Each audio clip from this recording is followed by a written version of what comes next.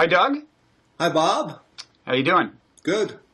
Good. Let me introduce us. I'm Robert Wright of Blogging Heads TV. You are Douglas Kenrick, professor of psychology at Arizona State, and I guess that's where you are right now, Arizona? I am in Arizona right now. Is it sunny and warm? It is. I'm sad to tell you, sunny and warm. That is that is discouraging news. Yes, I know that it's sad for folks in the rest of the country. It's been pretty bad. Yeah. Well, thank you for joining us. We're going to talk about your book, The Rational Animal, and I'm going to show people what the Kindle version of that looks like, because that's the version I've been reading. Here's what it looks like on my smartphone. And, while I'm at it, I think I'll show them what the Audible.com version looks like, which I've also been making use of. There's a remarkable similarity in how the two look. But I've really been enjoying the book. The subtitle is How Evolution Made Us Smarter Than We Think. And I do want to talk about that part of it before we're over, the sense in which evolution made us smarter than we think. But I'm also very interested in this notion, which is also at the heart of the book, this notion of subselves. Mm-hmm. This idea that, there's no one me. There's just these different kind of things that are more or less in control, different systems that are kind of dominate my awareness and behavior at different times, more or less, if that's not too simple a way to put it. Right, that sounds reasonable. I mean, we call them subselves. You couldn't get much more simplified than that. Sort of decision-making modular systems might be a way to think about it technically, but it's basically, I like the idea of subselves. It's simple. Yeah. Well, let's, by way of giving people an example of what you mean by a subself, maybe we should actually kind of back into it by describing one of the experiments that you did that bears on the question of what an example of a subself is. That's this experiment where you showed people parts of two different movies. One was, what? Was it The Shining? There was a scary movie, and then there was the romantic movie. The economic decision-making paper? The one where you showed them, then you showed them the ad for the museum. Ah, okay.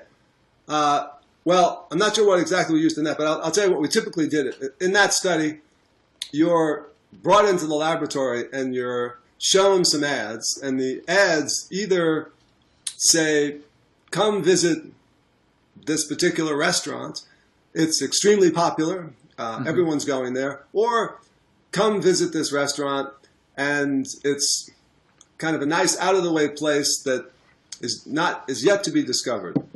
And my colleague Bob Cialdini does research on social influence. It turns out that those are two different heuristics that people can use to sell products. Say it's scarce, or say it's popular. Now, of course, they're kind of opposite to one another. Right. And we suspected that the scarcity might be appealing to people when they're in a romantic frame of mind, whereas the idea of popularity might be more appealing to people when they're in a self-protective or frightened frame of mind. So, and the idea is that in what you're calling the scarcity case, it would also be a more kind of intimate environment, right? It won't be full of people. There's one where it's going to be full of people, and there's one where it's not. Exactly. And so what we do is, before you respond to these ads and tell us which kind of a place you might find more popular, you're either frightened by being shown a scary movie, and a movie that we commonly used was a chunk of The Silence of the Lambs. Oh, right. At the end of the movie, where the FBI agent, the woman, is being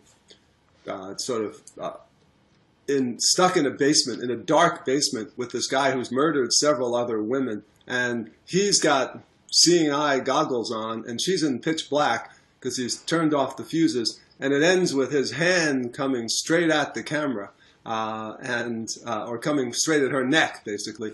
It's kind of creepy scene, gets people concerned about self-protection. And romantic frame of mind, we do it in numerous ways. And one of them, we used a movie where it's a movie that has these two very attractive actors, and they fall for one another, a very handsome guy and a very beautiful woman. And it ends with this romantic kiss. Mm-hmm. And that puts college students in a romantic and slightly mildly sexually aroused frame of mind when they watch this. And now after that, they look at these ads, and what we found is that compared to a control condition, in which people watch something like a film like Koyaanisqatsi, which just shows things like a factory producing bottles, and they're just kind of reeling off a production line, or people going up and down an escalator. It's kind of arousing, but it's not actually very, it's neither sexually nor fear-producing in terms of its arousal. So at any rate, what we found is this, that when I am in a self-protective frame of mind, I find these ads that talk about how popular a product is to be much more appealing than the ones that say that they're scarce. And that makes sense. I don't want to go to a place where no one else is when there's the bad guys are up on the hill and about to take over the village. We would so if you've just watched the Silence of the Lambs or The Shining or something, and you're scary, and there you would be in what you are calling self-protection mode, and yes. that is a sub-self in your terminology, right? It's a mode we can go into. It's kind of a module in the mind that can be in charge if we're scared. Yes, and conversely, when I'm in a romantic frame of mind, or when my romantic sub-self is activated or running the show, then I prefer scarce products and not extremely popular products. And we found this with a number of different things. We found that when people are in a self-protective frame of mind, they're more conforming. You know, those old studies where people judge stimuli and they're asked whether or not they're going to go along with the group or not. And what we find is that people are in a frightened frame of mind. I'm more likely to go along with the group. And I'm, again, more generally likely to want to be near the group. And when I'm in a romantic frame of mind, we typically get in a romantic frame of mind when the romantic sub-self is activated. Men are more showy. Men want to conspicuously spend their money. Men are actually more creative. There's a stereotype that says that, well, men kind of get dumb when they're sexually aroused. Actually, it turns out not to be true in our research. They get smarter. They actually say more clever and interesting things as judged by other people. More complicated and nuanced points. There's sort of, a guy is kind of turned on and sort of saying, look at me, my peacock feathers. A female, when she's in a romantic frame of mind, she gets more in kind of an audience mode. Show me what you got kind of a thing. Women don't show off their feathers when they're in a romantic frame of mind, unless they're thinking about a guy they're in a long-term relationship with, which kind of makes sense.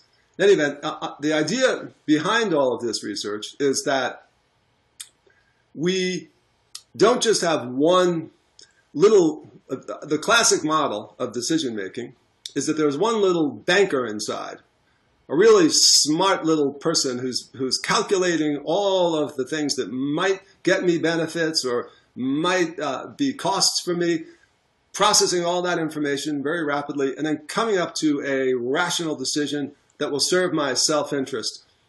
And our view is that, well, there isn't just one person inside your head. There are multiple people, because there are different kinds of problems. And what constitutes a rational or reasonable decision is very different, depending upon what frame of mind you are in. If you're thinking about taking care of your children, a rational decision doesn't involve saving your money. When it's your children, you give your money away, and you don't expect to get it back. When you're dealing with a stranger on the marketplace, a rational decision is getting a good buy for a minimum amount of money. But if you're thinking about that with your children, it's a very bad deal because you're not going to get the money back. In fact, then you don't expect to. In a romantic frame of mind, well, the two sexes have a different kind of economic game that they're playing.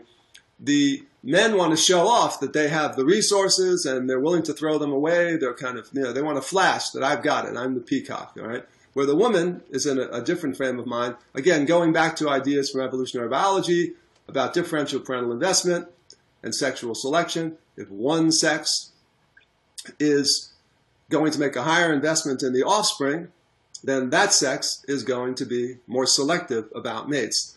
And the other sex is going to have to show off and say, pick me over this one. Okay, but in the case of the one experiment where, and again to review, you show them a romantic movie Yes. And then you show them one of the two pitches for a restaurant or museum or whatever. Right. One of the pitch says everybody's going there. Yes. You know, and the other pitch depicts it as someplace nobody's going, so it's Right. going to be a more intimate environment. Yes. Both men and women, when you prime the romantic Right. part of their mind, favor the more intimate environment. Yes. They want right? to be away from the crowd. Yes, exactly. Right. So these are examples of two kind of subselves. There's what you call mate attraction, and then there's also a mate retention kind of mode. But then there's also self-protection or fearful mode. And what you're saying is that at any given time, if you want to know how someone is going to behave, you have to understand which of these, in your scheme, 7 kind of primary modules are running the show at that time, right? Yes. Well, I should point out that those 7 subselves that we talk about are the social decision makers. A lot of human decisions are made in the context of other people. There are probably some other subselves, some other systems in the mind, in the brain, that are designed to deal with non-social problems, such as avoiding snakes and keeping yourself warm and well-fed and so forth. And so I wouldn't say they're just sort of 7 modules in the brain. Right. But the seven main social modules in your scheme are mate acquisition, mate retention, self-protection, kin care, which you alluded to, disease avoidance. Yes. Affiliation, and status. Yes. Now, you have ways of priming these things, so... And you get some kind of interesting responses. You like, for example, when you prime disease avoidance, I forget whether you just have people blowing their noses in the vicinity or coughing, whatever. Then you find, some interesting things like, for example, people are take a dimmer view of mingling with foreigners, right?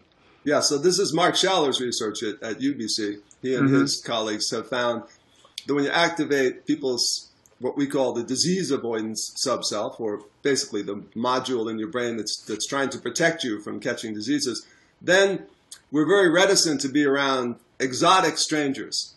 It's not that people are prejudiced against all kinds of outgroups.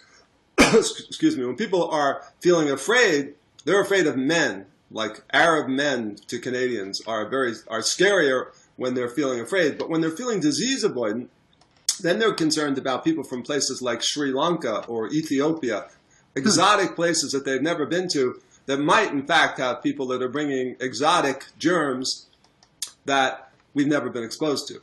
Important to note, of course, that none of this is conscious. Right. It isn't that people are calculating, Ethiopia, possibly more dangerous germs than Hong Kong, because people in Canada are not afraid of, they have a lot of people from Hong Kong. So any diseases from Hong Kong are not exotic and strange to people in Vancouver. And speaking of fear of males of a different ethnic group, there was one experiment where I forget how the prime worked, but you induce fear. I think maybe this was another scary movie thing. You induce fear and then show them pictures of males in a different ethnic group, and they judge the faces as frowning or angry. As more angry, yes. Than people in the control group, right? Right. Well, if I'm feeling afraid, and I'm a white or Hispanic subject, who our subjects were, those people tend to see, they're looking at a face that's supposed to be neutral. We took photographs of people and said, think of a gray wall, or we took some photos that we prejudged to be completely neutral, to have no emotional expression on them whatsoever. And when people are feeling frightened, if it's a guy, and if he's a guy from an outgroup, then they perceive a little bit of anger in that face. Now, the anger is not really there, but it's one of those things, it's what Marty Hazelton or Randy Nesse would call the smoke detector principle. The smoke detector bleeps off when there's any danger of a fire. It doesn't wait until the fire is definitely for sure burning the house down. And so in some sense, when it comes to fear, we want the mind set like a smoke detector. So we feel fear of people who pose no threat to us often, but who don't belong to our group, and especially when they're guys, because historically, it's the guys that came over the hill It's when Genghis Khan's army came and there were 10,000 guys on horses. It was guys on the horses. It wasn't the women coming. So in evolutionary terms, it can be adaptive from natural selection's point of view for us to sometimes see things that aren't actually there. I mean, as you said, Yes. viewed objectively, these faces were not threatening. Right, they were neutral. In fact, we found another case of this which fits with the sexual selection idea. When men are in a romantic frame of mind, when their mating subself is activated, they look at a beautiful woman who's making a neutral expression, and they think that she might be suppressing some feelings of sexual arousal. So they're seeing, again, something that isn't there. But if it were there, a guy wouldn't want to miss it. So basically his threshold for false positives is changed so that he's willing to accept some, because he doesn't want to have any false negatives. So heterosexual males, on average, when they look at a woman they find attractive, read more interest in them into her face than is actually there. Well, when the guy's in a romantic frame of mind, especially. So when the mate attraction mode is triggered, it blurs the vision in a certain sense. It blurs it in a certain way. It biases men's vision. Yes. Mm-hmm. And this says something about natural selection, right? I mean, natural selection doesn't care. I mean, to personify natural selection metaphorically, natural selection doesn't care if we see things clearly in a literal sense. Yes. Natural selection just wants us to make decisions that are adaptive. Natural selection selects us for those organisms that made decisions that helped them do the right thing, whether or not their decision was absolutely and completely. So this is a very important kind of a thing that I'm sure you've talked about before, but it's the mind is designed not to make a decision that a philosopher would regard as absolutely and completely, isomorphic with what's going on in the outside world.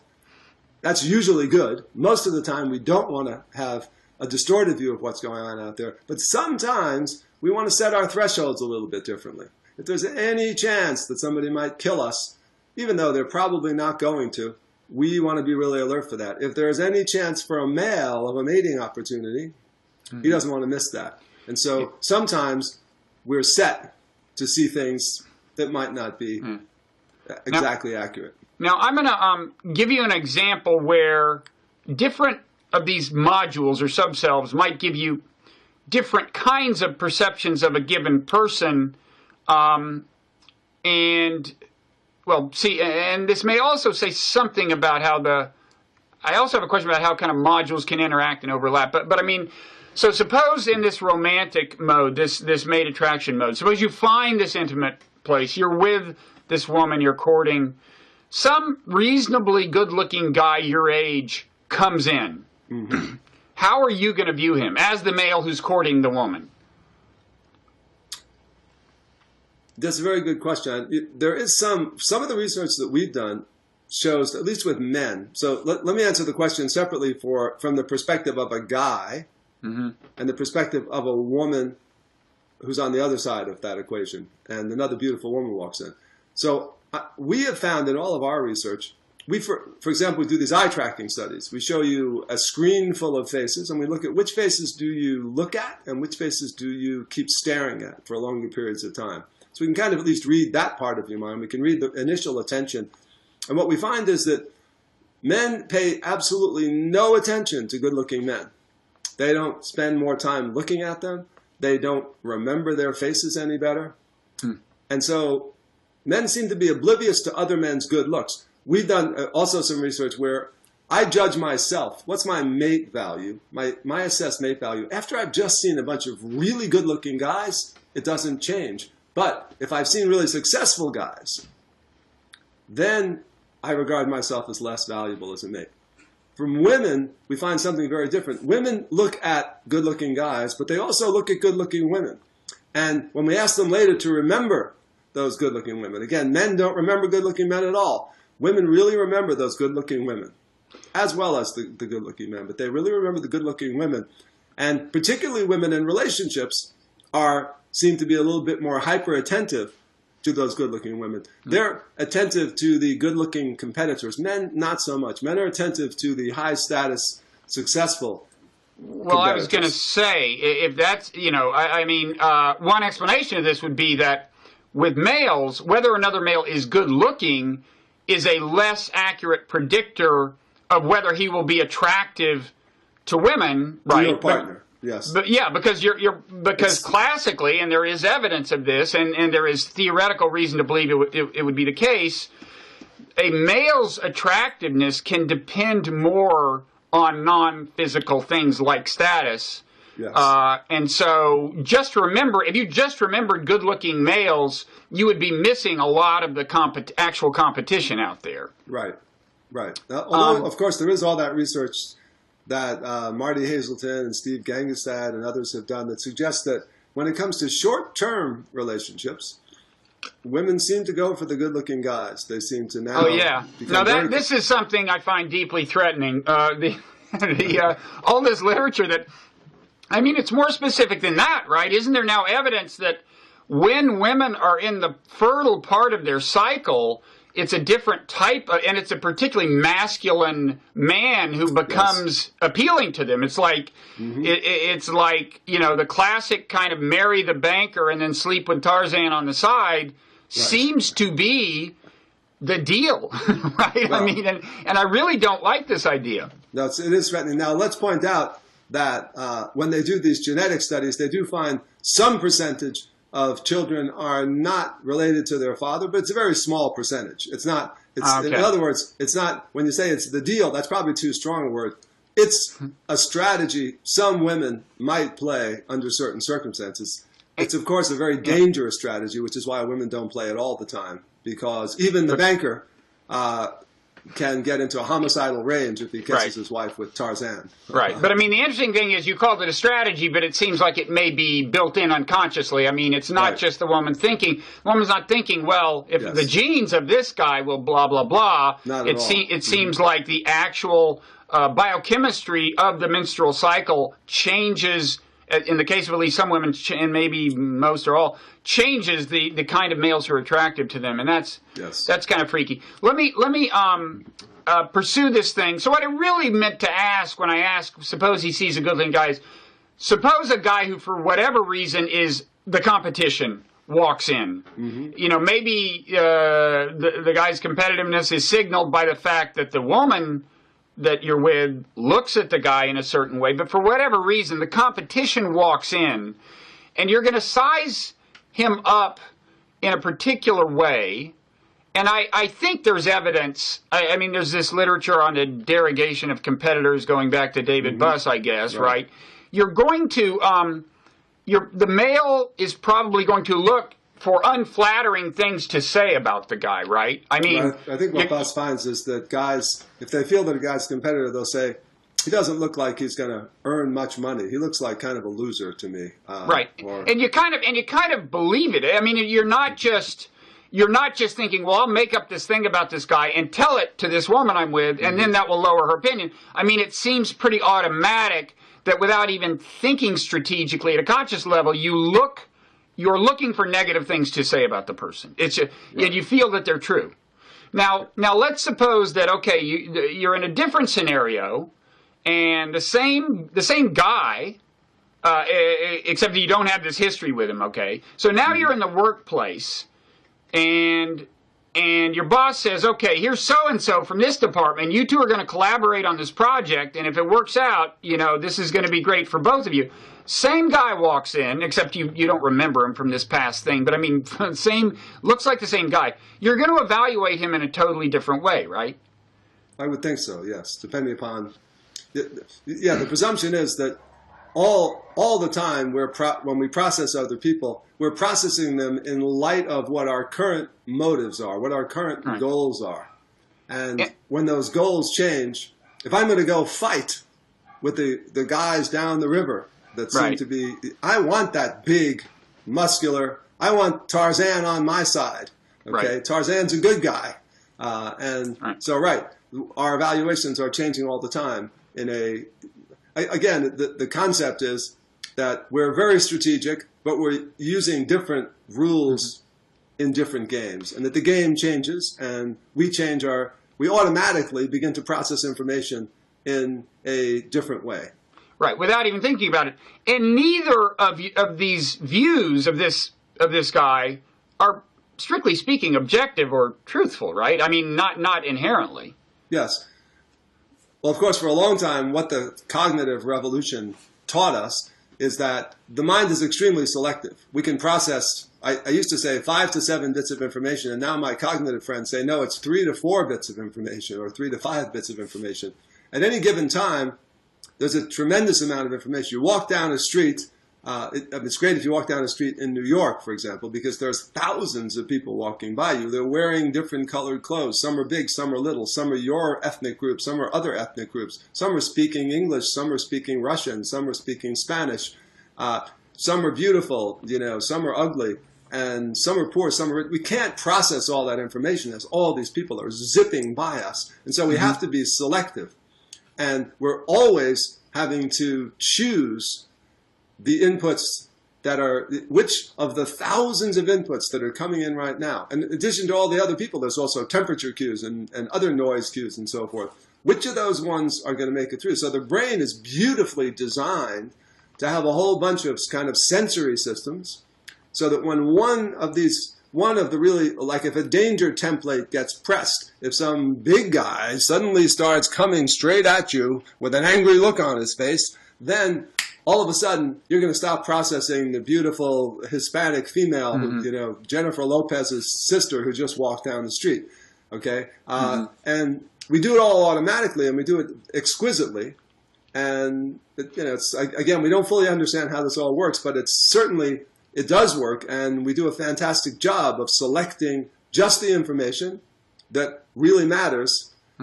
Cognitive psychologists like to show us when we make a mistake, but as they'll acknowledge, those mistakes are based upon heuristics that normally work reasonably well. We make the dumb mistakes that Kahneman and Tversky got very famous for showing, look at the dumb things that people do. But underneath the dumb things that people are doing, there are smart heuristics. But I can jump back to one example from our research. This was what I thought you were going to ask about before. One of the kind of key parts, one of the key studies we talk about in the book, The Rational Animal, it's a study done by Jessica Lee and some of the rest of us, where we did the same sort of thing. We activated different kinds of motives, and then we looked at these behavioral economic biases. Let me jump back for 1 second and just tell people what's a behavioral economic bias. Well, the behavioral economists came along. Remember, the traditional view is that inside our brain is some extremely rational decision maker who's processing information very carefully. Well, the behavioral economists a lot of them were cognitive psychologists who said, we can't do that. We don't process that much information. We're only processing small amounts. And they found lots of instances where we make a mistake. We process the wrong information. But it turns out that when we process the wrong information, it's usually because we were expecting something different. So Kahneman and Tversky talk about something called loss aversion. It's one of the favorite examples. They're psychologists, but you'll now find them talked about in economics textbooks. If I'm an economist and I think about $100, that $100, the value of $100 is exactly the same whether it's going into my wallet or leaving my wallet. But the psychological impact of finding $100 is only about half as much as the psychological impact of losing $100. And so that's the irrational phenomenon of loss aversion. Now, from an evolutionary perspective, you might expect that there's a general reason to be generally somewhat loss averse, because our ancestors were always operating with the possibility of starvation right at that edge. When you get below the edge, you're dead. Okay, and so an extra squirrel is nice, but one less squirrel than your family needs, maybe one of your kids dies. Okay, so and back when you couldn't preserve meat for any period of time, exactly. Stacking up a bunch of squirrels beyond a certain point did you no good at all. It had no value, but getting below that line, that really mattered. So we probably are generally loss averse, especially when it comes to certain things. But what we suspected is that some of our subselves are more loss averse than others, and in fact, sometimes a subself might be not loss averse. And so here's what we did: brought people in. Same kind of setup. Ask questions. How would you feel if you lost $100 or if you gained $100? And lots of other things. We had them think about different gains and losses. But some of the time, they had just been put in a self-protective frame of mind. We did it a little bit differently in this study. We had you imagine you're in your house late at night.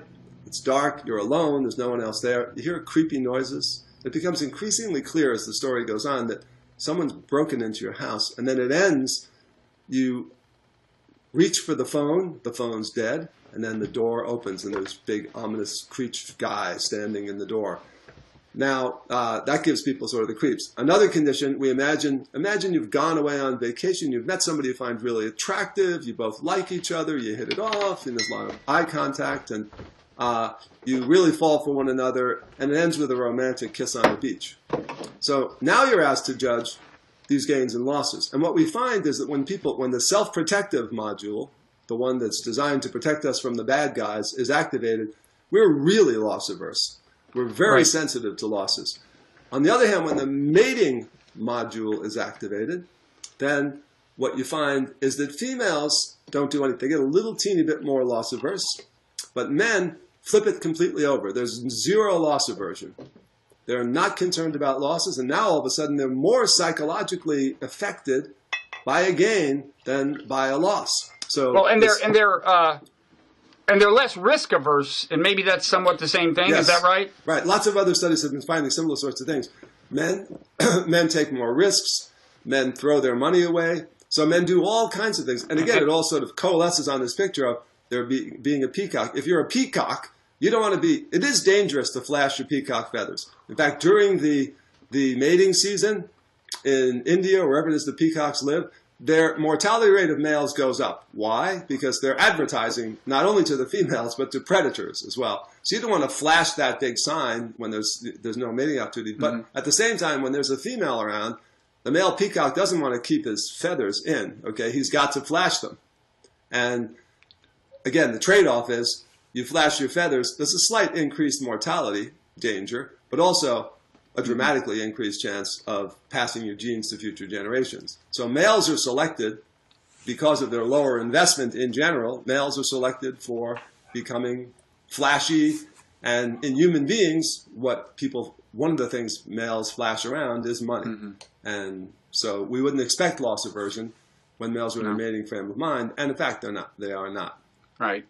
And a related finding, males, their time discounting rate kind of changes. So in other words, males, you show them pictures of attractive women, and they are then less inclined to say, yes, I'll sacrifice $10 today in exchange for $15 in 3 months. They want their money now, as if they want to amass as many resources to impress women as possible. You want it now. You want the fast. You switch to the fast. You see that this is Martin Daly stuff, right? You see a beautiful woman, you switch to the fast strategy. I want to throw away my resources now because tomorrow may never come. So the mate attraction subself has a kind of a range of effects on our perspective, our way of viewing the world, dealing with the world. They in some ways are the same for men and women, like in that intimacy effect. In some ways they're different. But this is an example of a subself. And I have a question about that term. So one way of interpreting the term subself would be, well, okay, then there is this self at the top of the organizational chart. These are the subselves.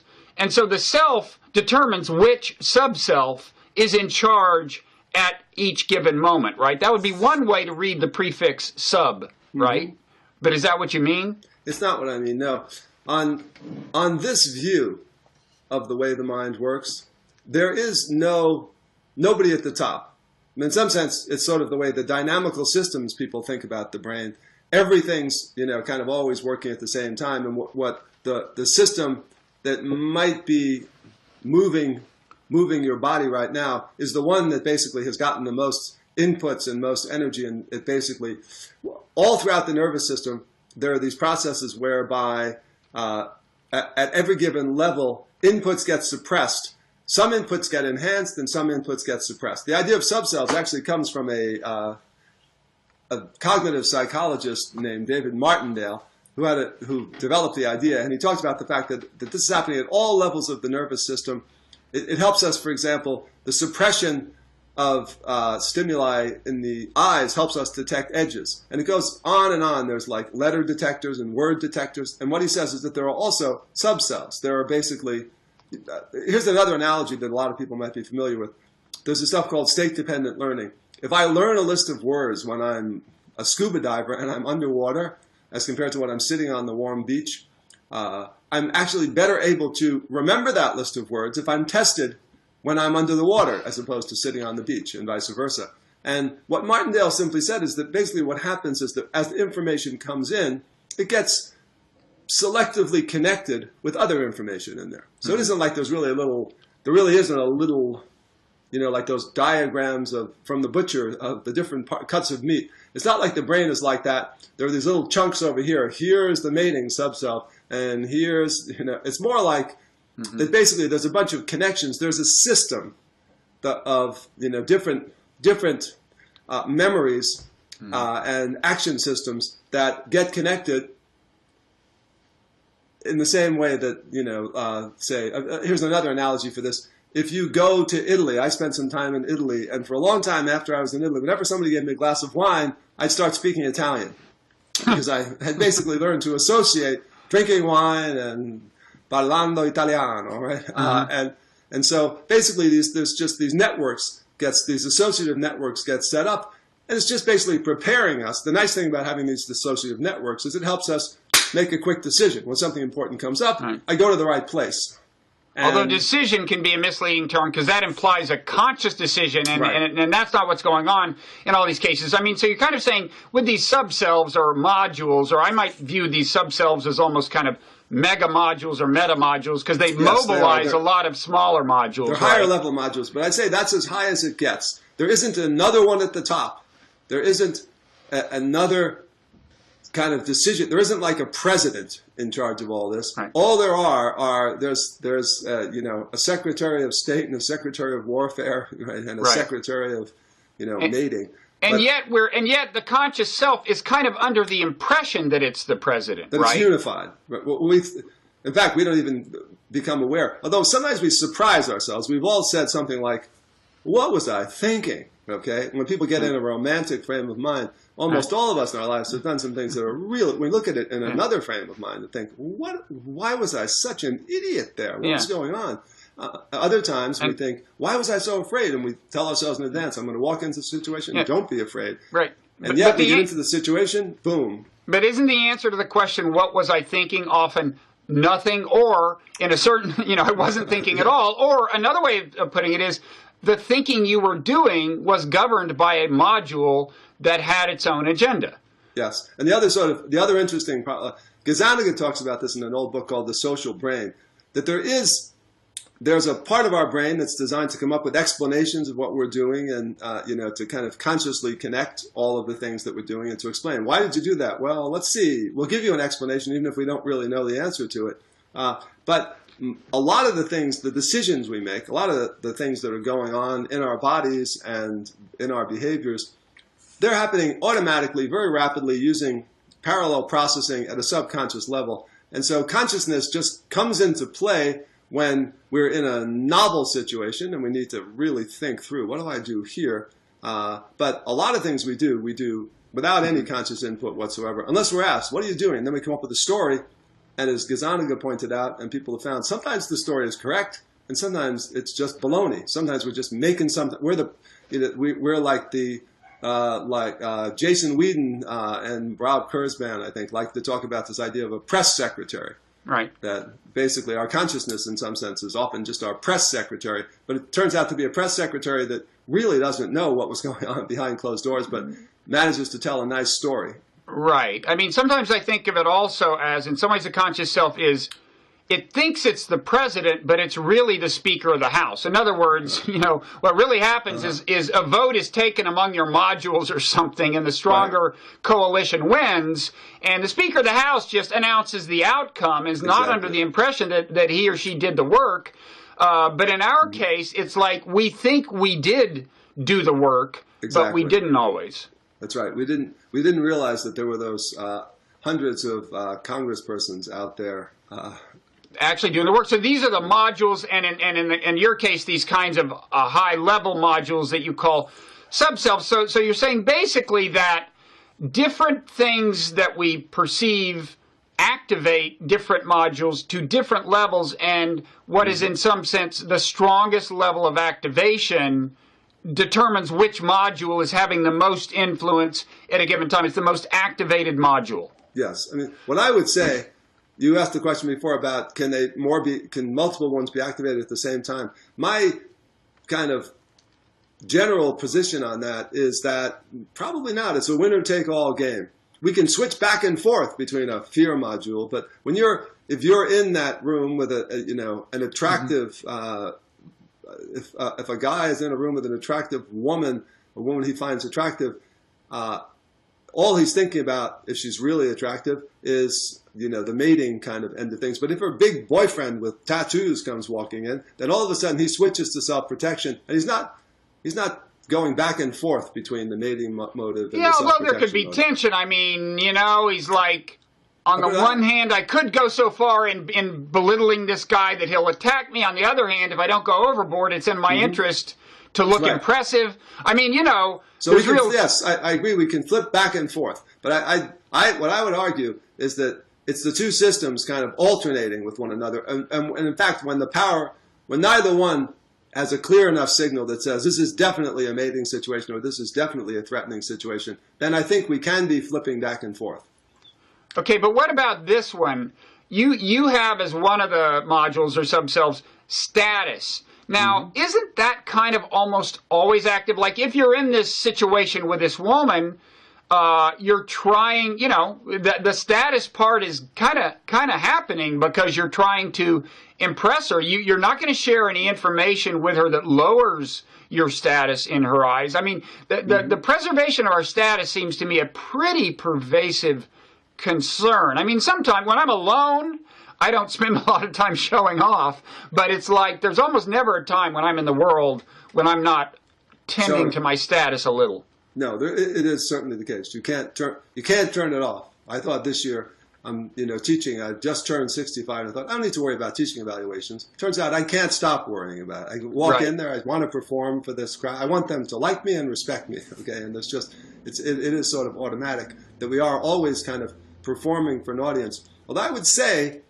that there's a difference between when I'm thinking, if I'm performing for my department chair, okay, or for the university president, who I've actually never met, but if I were sitting in a room with him, I'd be thinking about my position in the hierarchy and how to sort of preserve or enhance that a lot of the time. Whereas when I'm with a woman, if I were in the mating mode and trying to attract a woman, and to tell her, well, I've published in behavioral and brain sciences and Psych Review or something along those lines. I would, which isn't going to work for many women in the world, but some small subset would think, wow, that's really sexy. But in any event, I would still say that what's going on there is the game is mating. But one of the things there is, in fact, in Psych Review, a lovely paper by Rob Kurzban, and it talks about the fact that a lot of philosophers and cognitive scientists have talked about this. Clark Barrett is actually the first author of that paper, but basically that the old view of modularity was that that basically these modules are encapsulated, and that one has all the information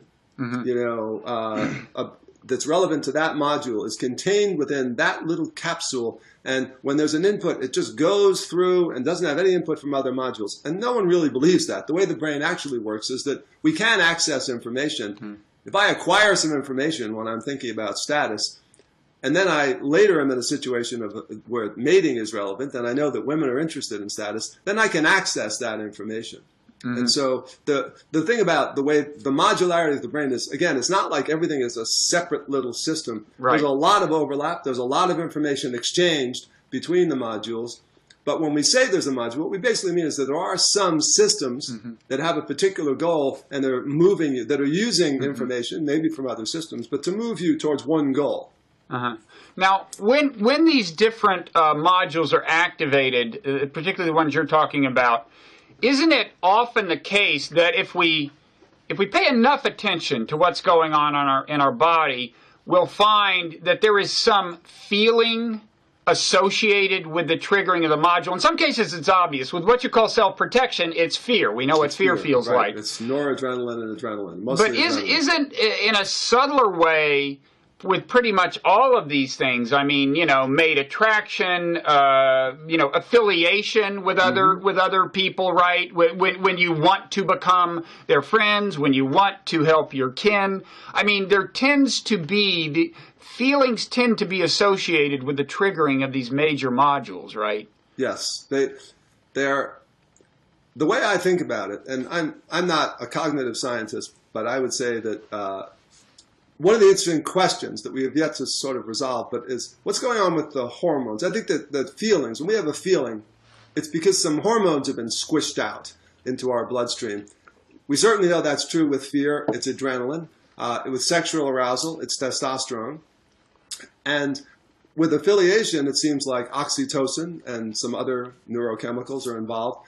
And so I think these neurochemicals get squished out into our bloodstream. The difference between the way the neurons in the brain communicate and the way that hormones act is hormones are slow.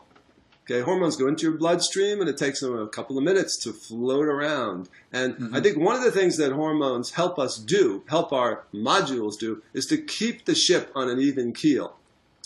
When you've got some testosterone squirted into your bloodstream, it's going to keep you going, either fighting, which is it's involved in, or mating.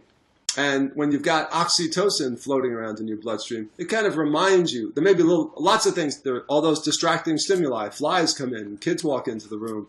There's a noise here. There's something drops over there. And I think that what the hormones do is because they're acting slowly, they sort of metaphorically remind the neurons that, hold on now, keep this system going. But they do. But things like oxytocin act fast enough so that it can shape your mood in a way that's appropriate to the moment. They act in the minutes as opposed to the milliseconds. The neurons act in the milliseconds. Well, does oxytocin not get released in the brain? Is it only in the bloodstream? Well, when I say the bloodstream, these hormones get released in the brain as well. But okay. And now here's where, when you ask me that question, I don't actually know the answer to it. But I'm guessing that when the hormones are flowing around in my brain, they're just having a local effect. When they're floating around the whole bloodstream, they're having a kind of a general effect. And how the difference between the ones that in the brain, if oxytocin gets released in the brain, though, it isn't just the same as neural signaling. Neural signaling is electric. In the brain, there is also some biochemical activity happening that may be slower as well. But here I'm just I'm talking fantasy in some sense. My imaginary view of how it works in there. The little, people inside of our head. Okay. In your view, is the modular view of the mind, is it picking up steam? I mean, are there more and more adherents? Is it picking up support within psychology? It's an interesting question. I don't actually know. You know how we are. We tend to talk only to members of our own tribe. Right. I talk to the people at HBEST, the Human Behavior and Evolution Society, and of course not all of them are actually into modularity. I know that anthropologists don't like it for some reason. And a lot of psychologists, cognitive psychologists, still have some resistance to it. I would say generally the whole evolutionary approach, and with the evolutionary approach, almost by necessity comes some appreciation of modularity in decision-making. It's getting more and more popular in psychology. And so it is picking up steam. Again, the evolutionary part is picking up maybe more steam than the kind of fellow traveler of modularity. Because a lot of people kind of understand the stuff. They know that men and women make decisions in different ways. Hardly anybody denies it. There's still some deniers of that out there, but not many. But in terms of modularity per se, again, I think people kind of have an implicit understanding that the brain processes information in different ways in different contexts, but do they see it as evidence of modularity? Not always. Mm-hmm. So I want to get back a little bit to an example I brought up where, you see, you're a heterosexual male with a woman you're courting. Guy walks in, for whatever reason, you find him threatening in that context, maybe because of the way she's looking at him. You look at him and you just see negative things about him, and presumably that primes you to share these negative things with a woman and lower her opinion of him. In another setting, exactly same type of guy walks in, but in this case your boss is introducing him to you and saying, you two are going to collaborate on this project, and if it works, it's going to be great for both of you. You're probably going to be looking for ways to bond with him, looking for positive things to think about him, and so on. Now, in neither of those cases are you really seeing the truth, right? I mean, neither of those is the objective case, and right? And it's not like one of those is the biased view and one of them is the objective view. It's just like both of them are instrumental, right? I guess what I'd say is that they might both be true because there's different features. Another person has hundreds and hundreds of different features you could focus on. There's two things. Which features did you focus on? And then secondly, how did you interpret those? So that look it's the exact same look on the face that sometimes looks to me like, a little bit of anger, and other times looks to me like it's seductive flirtation. So we can reinterpret cues in biased ways. But I'd say a lot of what's going on in the kind of example you're talking about is that given the range of stimuli that we can choose from in another person's behavior, we're going to selectively attend to those that are relevant to the currently active goal. Whatever it is we're trying to do, whatever I'm trying to do right now, it's going to lead me to pay attention to different things. Mm-hmm. And sometimes to bias them, but I wouldn't go so far as to say, we're not objective. We're most of the time pretty objective. We're just selectively objective. Well, but are we? Okay, let's go by module. Kin affiliation. Well, surely you're not going to tell me that I have an objective view of my daughters, right? Trust me, I don't. Yes. Yeah, well, I have two sons, and I know that I'm not objective in some sense in my view of them. But the things that I do praise about them and selectively look at, they're really there. They really are. They really are both smart, right? And I may focus on smarter than average, I'm sure. Yeah, smarter. Yes, all of our children are smarter than average. That's right. They're like they'd stand out in Lake Wobegon. Yes. But the question is, well, are they? How would they rank, for example, in their teachers' assessments? Is a slightly different question. But I wouldn't say that even when we look at our own children, it isn't that we can't be. And that we aren't objective. We weight that information more. It's like when I'm going to go to war with a guy, and he's a big muscular guy, that big muscular part, that gets a big heavy weight, okay? When we're going to work on a project, if he's writing a book with me, then I really don't much care about his size and muscularity. And so it's going to get a different kind of weight. But in both cases, I think it sort of depends on how you define objective. I don't think I'm lying to myself most of the time. Well, but I'm not talking about just looking at his muscles. I'm talking about the part where you convince yourself that he deserves to suffer because you're after the same woman, right? I'm talking partly about the moral evaluation, I guess. The moral, right. Well, moral evaluations. Yeah, there I think I'm with that view, with your view that there's, when it comes to moral evaluations, I am pretty biased. I am pretty into the I don't necessarily buy this idea that morals are, I guess it's the Jonathan Haidt view, that morals are to help ourselves stay in line. I buy instead the view that my morals are mostly used to keep you in line. That they're basically reactions I have so that I can get angry at you and or disgusted at you and say, hey, you shouldn't be doing this. So yeah, I think. And wait, does John not buy that part of it? Well, I don't know his stuff. I know that I heard a talk by Rob Kurzban in which Rob's point was pitting his perspective, which is strongly in that totally self-serving, kind of to keep you in line, And so he argued that Haidt's position, and I haven't carefully studied John's position to see whether or not, or even talked to John to see, do you agree with that assessment? I'm sure John would have a different opinion. He'd have a biased opinion. Well, yeah, we're getting. I'm sure one of the modules is dominating both of their views of each other, and it's the same module. Right. So speaking of those, just to summarize the modular view, you're saying that, like, we think of ourselves as the same self. I mean, here's a question: is what's the difference between the way this common description of the situation? Okay, well, I'm the same person, but I was in a different mood on that day, or I had this feeling, but I was the same, and that kind of changed the way I viewed things. Yeah, but I was feeling amorous, I was feeling threatened, but I'm the same person. It's one me. That's one way of describing it. Your way of describing it is kind of, well, no, there was actually a different system in charge of you, right? Do you think the first way of describing things is actually wrong?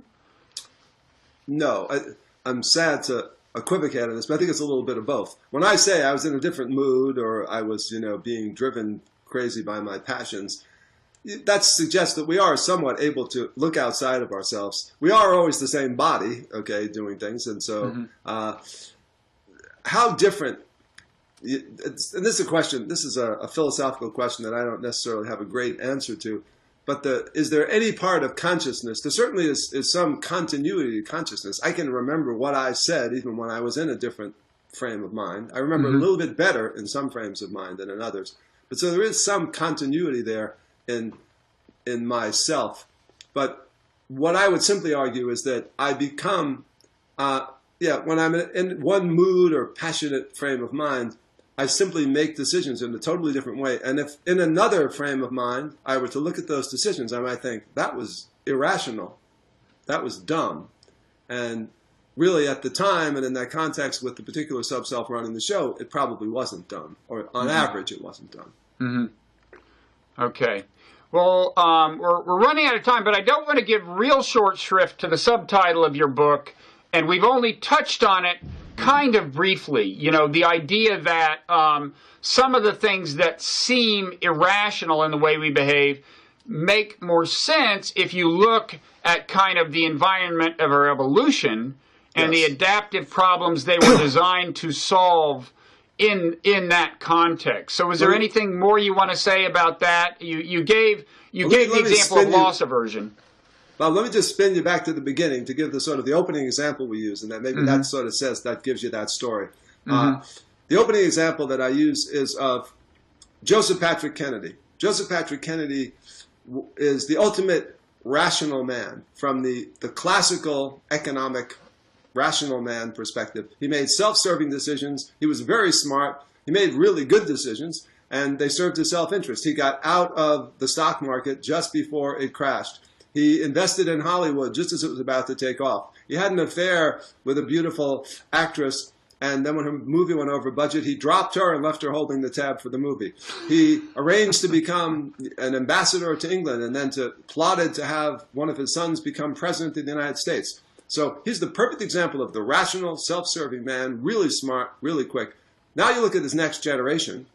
His kids, they seem to make a lot of irrational decisions. Several of them ended up dead for various reasons. John F. Kennedy, who was loved for a lot of reasons, he was kind of lost a lot of credibility when he was using this, when it came out that he was using the Secret Service to watch out for his wife while he brought other women into the White House. Didn't stand well necessarily with his reputation in history for most people. And then there was the next generation with his son, who goes crashing into the Long Island Sound because he goes out on a cloudy night flying his own personal plane. Two of Bobby's kids one ends up dead in a hotel room in Miami of a drug overdose. Another is playing football on a ski slope and kills himself that way.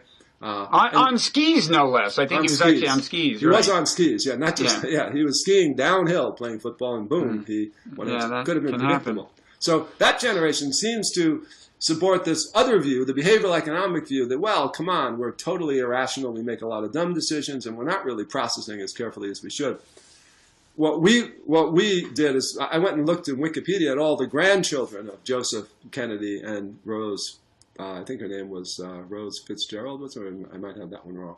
At any rate, I think it was Fitzgerald. At any rate, that they have at least 60 living grandchildren, and perhaps even more of that of great-grandchildren. And those offspring, their second generation offspring, are very influential people, very well connected, very socially successful, many of them very wealthy. So from the gene's eye view, whatever irrational decisions the Kennedys were making, they were taking risks, and they were evaluating the trade-offs. And in fact, we're here because our ancestors took some risks, but on average did okay. In fact, even John Kennedy's kids, one of his kids is still alive, and Bobby Kennedy's kids, several of them are still alive.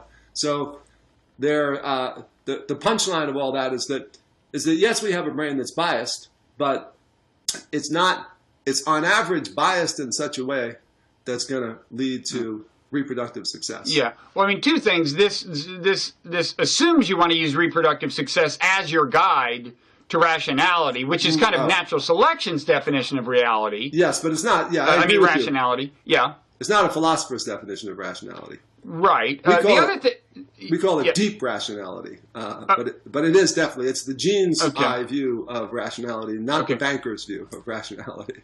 The other thing is that there are cases where you put us in a modern environment and our impulses don't serve us well, even by natural selection's light. So the classic case is road rage. If you look what rage was designed by natural selection to do, it was to impress our audience and the person we're enraged at with the fact that if they mess with us, there will be a cost.